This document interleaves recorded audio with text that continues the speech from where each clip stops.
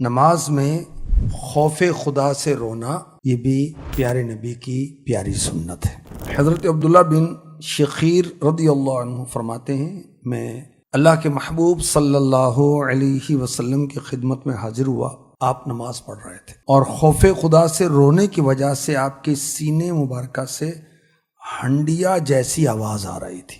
مفتی احمد یار خان نعیمی رحمۃ اللہ علیہ فرماتے ہیں، حضور انور کا یہ رونا خوف خدا یا عشق الہی میں تھا یا اپنی امت کی شفاعت میں، جیسا کہ بعض روایات میں حضور پرنور صلی اللہ علیہ وآلہ وسلم تہجد پڑھ رہے تھے اور آیت ان تعذبہم بار بار پڑھتے تھے اور روتے تھے۔ یہ رونا رب کریم کو بہت پیارا ہے۔ اب بھی جو نمازی حضور صلی اللہ علیہ وسلم کے عشق یا خدا کے خوف سے نماز میں روئے تو نماز بڑی مقبول ہوتی ہے۔ کیسے حاصل ہوگی یہ توفیق؟ قرآن کی صورتیں بدل بدل کے پڑھیں، ایک ہی صورت مسلسل پڑھیں گے تو پھر وہ ذوق نہیں رہتا۔